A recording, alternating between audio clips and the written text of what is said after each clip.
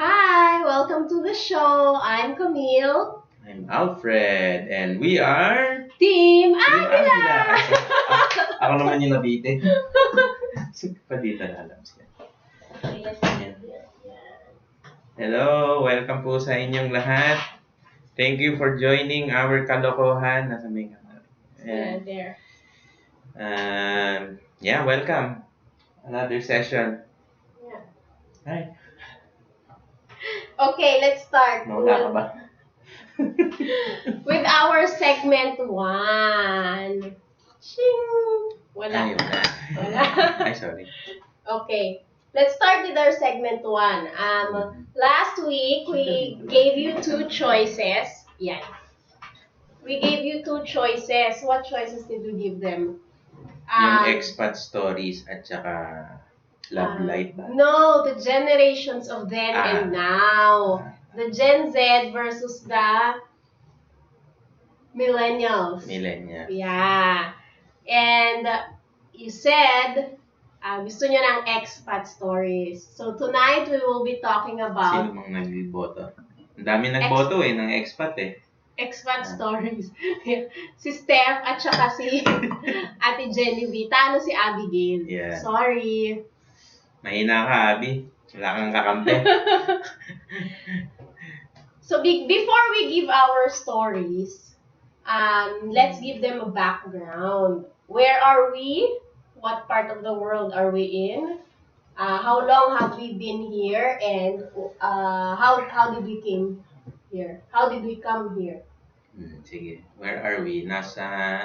We are in Winnipeg, Manitoba, Canada. So Winnipeg is the capital of the province of Manitoba. And Manitoba, saan bang Manitoba? It's in the east, Southeast? Yeah. No, Canada. it's in east side ng Canada. Yeah. Right. So, ano po, yung ilalim ng Manitoba, border na yun ng US and Canada. Yeah. So, pag tumambling ka from Manitoba, you US get up. na. Yeah, US na, yes. Yeah. So, fun fact, sa Winnipeg, kung hindi nyo po alam, Winnipeg is si Winnie the Pooh po ay galing sa Winnipeg. Yeah. merong store there's a guy who rescued a bear and he named the bear Winnie. Yeah. So Winnie the Pooh was inspired from Winnipeg. Yeah. Isa pang tungkol sa Winnipeg is ano ba yung center port? Ano yun? The hub. Logistics hub dito sa Manitoba. What that means is products from US go through the border tapos dito napupunta sa Winnipeg and then throughout Canada. Being redistributed all over Canada. At ganun din, from Canada, they come here before going to the US. So, there's a lot of trucks and trains. Trucks, trains, warehouse. Napakarami pong warehouse dito. Yeah. Hindi kayo mabusan ng trabaho. So, how long have we been here? I've been here, 8 years? Almost. Almost 8 years. Dugtong mo na, what program of the government, o how did you come here? Kami po, family, we came here through ano yan? MPNP program. Manitoba Provincial Nominee Program. Manitoba Provincial Nominee Program. Yan. What does that mean? And what is that program? That means explain mo nga, magaling ka.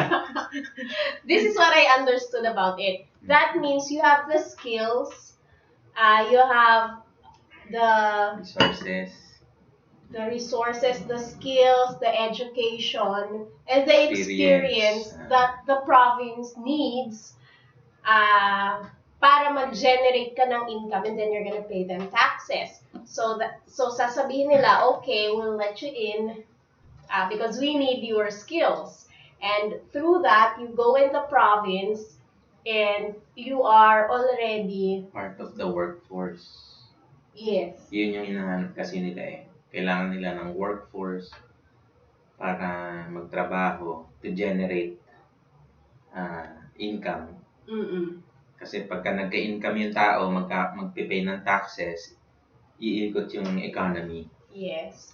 And when you come here, ang difference niya sa working visa is when you come here, you are a resident already. Permanent residence ang entry. So when Hindi ka working visa. uh Ibig sabihin po, if you're a permanent resident sa Manitoba, you get the benefit from the from the government, government. Like for example, yung healthcare, may discount, sometimes libre yung yung mga medication, hindi medications, yung check up yung panganganak, hospitalization yun. Yes. So napakalaking tulong po nun. Also, syempre, pwede kang magtrabaho within Manitoba. And because you are a permanent resident of the province, bawal kang tumira outside. No, that's just for 2 years. For the first 2 years. Really? Yes, for the first 2 years you have to stay within the province. Parang utang na loob sa kanila yun. Yes. And then after that, if you wanna move to a different province, pwede na. So, ako naman, I'm here for 5 years. Turning 6 yata. This September. And I came here through sponsorship program naman. What that means is that may asawa akong nagtatrabaho na kaya niya akong buhayin. Whether or not I choose to work. So, he will vouch for me. Sasabihin niya sa government na bahala. Yes. Sagot ko siya. Sagot niya. Hanggang ngayon, sagot mo ako. Yes. So, yeah. That's the background, our background here in Canada. So, almost a decade na pala, no? Tagal na rin. Yeah. Okay, that said, let's move on to our stories. Expat stories. Stories of immigrants. So, what's your worst experience in Canada? Worst experience ko? Yung pagdating ko dito, siyempre magkahiwalay tayo. We were separated for 2 years po. So I came here first, and then there's a long story there. We came here, my family and myself, my dad and my mom. My dad was the main applicant. And we moved here, my mom, my dad, myself, and my younger brother. We moved here together. We were planning on staying. My 2 elder sisters were here back then. So we moved out here, and then girlfriend kita nun di ba? So when we moved here, I went back home to Philippines to para panagutang ko siya. para maging sponsor. Kaya ako sponsor mo. Para panagutang Kaya ko sponsor siya. kita pala. So very little time that I was here back then. Tapos umuwi ako, nagpakasal po kami. And then when we got married, I stayed there for 3 years. No? Yeah, 3 years. I stayed in the Philippines for 3 years before my permanent residency card expired. I came back here. I came back here to Canada.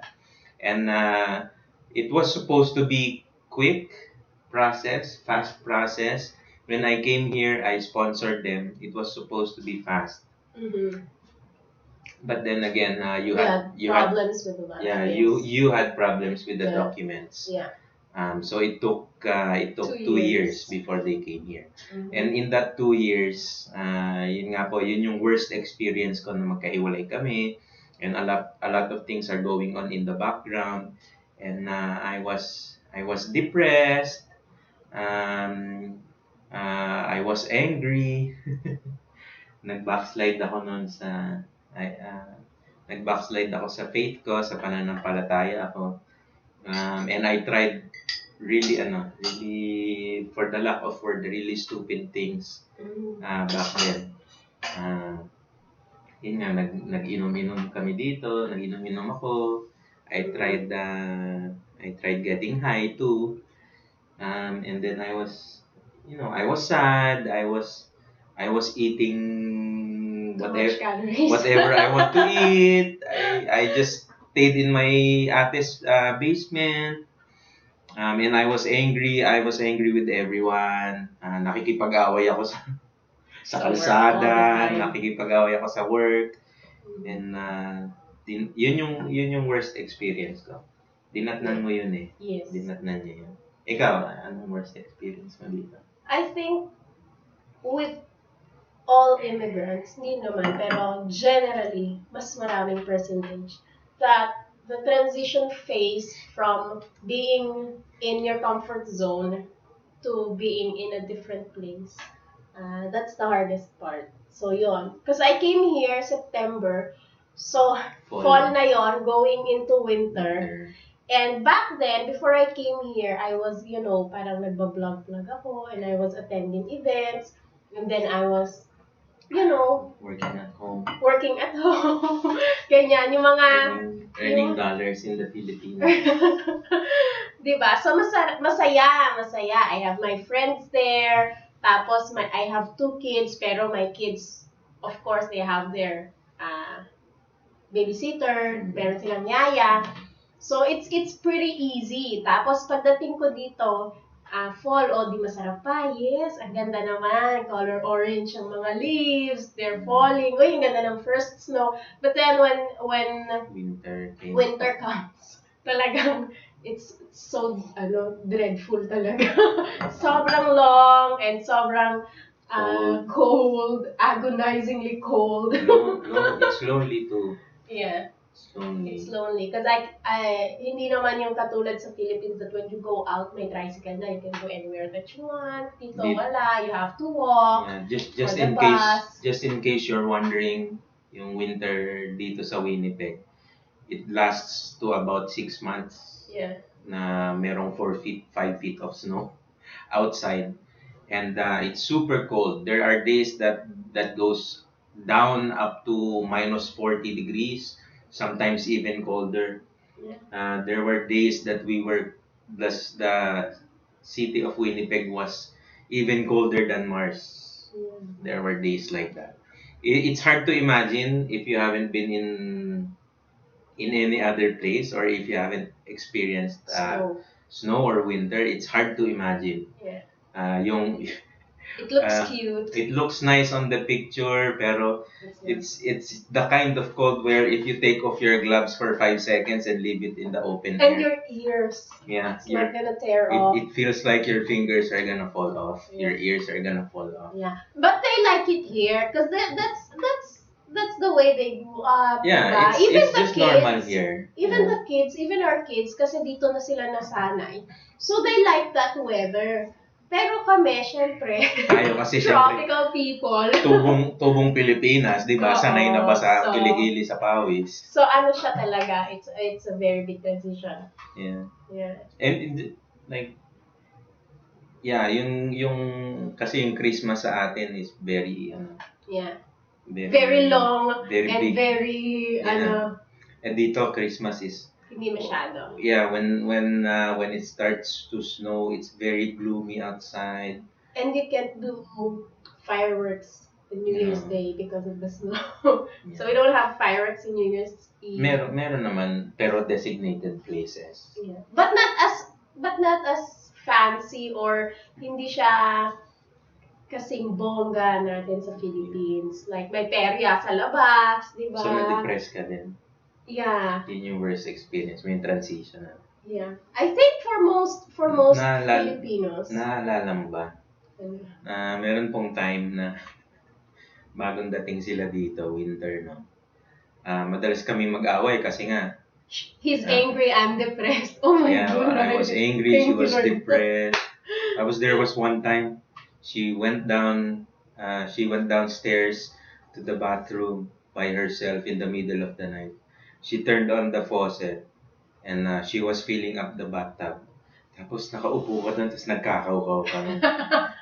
Nakatulala ka sa... Feeling nasa beach. Ayan, nakatulala siya. Yeah. Tapos umiiyak siya, tapos nagkakaukaw siya ng tubig na gano'n. Hey, darling, ano ka ba? Magpapakalunod ka ba sa patag? Ano ba? Halika nga dito, Well, that's very depressing. Anyway, so that's the worst experience. It's the transition, it's the process of getting here, it's matagal and things like that. I guess parehas tayo in a sense na kasi pagpunta ko dito, yun din yung transition na magkahiwalay tayo, yung transition na ibang-iba yung lifestyle dito, ibang-iba yung culture, di ba? Tapos ikaw din pagdating mo dito, ganun din yung shock ng. And we've talked with different Filipinos then. Usually that's where the make it or break it happens. First 2-3 years. Yes. And we will not be depressing anyone. What's your best experience? Eh syempre yun nga kasi yung worst experience ko yung 2 years na magkahiwalay tayo. Syempre best experience ko yung pagdating nyo dito. Yung after 2 years, imagine nyo po, I left Philippines, Elizabeth, my second child, my second daughter, she was a month old. She was a month old when I left. The next time I see her physically talaga is 2 years after. So, imagine niyo naman po yung saya nun na nakapiling ko sila dito. Tapos pagdating namin dito, by the grace of God at biyaya ng nanay, may bahay kami, may sasakyan kami, So, it was really fulfilling. It was like you labored so hard and you finally gave birth. got your long-awaited reward. Yes. Yun. Tapos, siyempre po, nadagdagan kami. Diba? Dito na yun sa Canada. Si Eliana. So, yun. Alam mo naman na family man ako diba? So, that's all that's all I need. Kayo. Ayan. Ay, ikaw, anong best experience Best experience ko? Sa akin, kasi nung dumating kami dito, yung transition period ko yun. So, hindi yun ang best experience ko. Financial freedom sa akin. Although we're not totally free. Kasi may mga utang-utang ka, di ba? Pero, the ability to go from, having little to having more than what you had before. Ang ganda mo. Birthday mo pa na! Ay, birthday naman. Thank you. Kaya ako nag-lipstick. Wholesome tayo, ha? So, yun. That's my best experience. Nakakabili ka sa Amazon. Nakakabili ako sa Amazon. Yun ang best experience mo. At hindi. Kanina, teka. Nagkukwentuhan kami kanina nila Pastor Fronny. Kala Joy, di ba doon kami nag-lunch? Sabi ni Pastor Fronny. Lagot ka kay Pastor Fronny, kinukwento mo siya. Sabi ni Pastor Fronny, minsan nga nagigising ako, may nagdo-doorbell ano yan? Delivery po. Delivery. Deliver daw! Magugulat na lang ako, may delivery. Ba, Papa, you need to pay. Sasabihin doon nito, Papa, you need to pay. Hindi may duties and taxes po. Hindi niya daw alam, nag-order, tapos may dumadaling na. Sabi ko, Pastor, buti nga ikaw, nagagalit ka ako hindi ako magalit kasi umu-order, asawa ko Paano ako magagalit? Anyway, ang ganda ng best experience mo Oo, yes. Totoo yan, nakabuo ko ng gym, ganyan. Bago ka mag-move forward, muna tayo. Anything goes. Sige, anything goes. Fun muna tayo. Fun muna. Hindi pa ba fun yung ginagawa natin? Binubus ka mo ko. Okay, for our anything goes. Kasi, hindi naman porket... Last week ako Ngayon ako. ngayon ikaw ang pumili. Now we have to be relatable. relatable, di ba? Sige. Hindi na dapat nakikiuso tayo. Hindi naman sabihin nila, ano ba ito mga oldies, itong mga millennials, can't keep up with the new trend. Ganyan. So, Sige. dapat you have to keep up with the new trend. So, ngayon, we will try to do TikTok. Yeah. Baka ma-shock yung asawa. Baka ma-shock si Alfred pag narinig niya yung kanta ng TikTok. Pero, I filtered. So, finilter ko yung lyrics kasi hindi ko siya maintindihan. So, I searched Google to make sure na wholesome yung lyrics. And the moves, syempre, medyo wholesome naman So, tayo. inisip mo talagang pagsayawin ako sa birthday ko? Yes. Sige.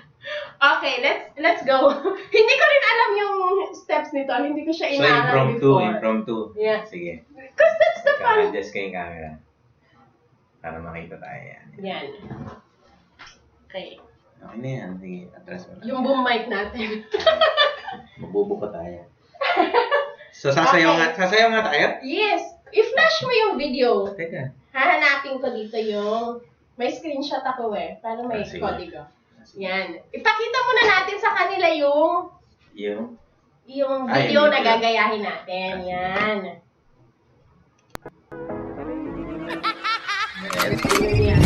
Damn.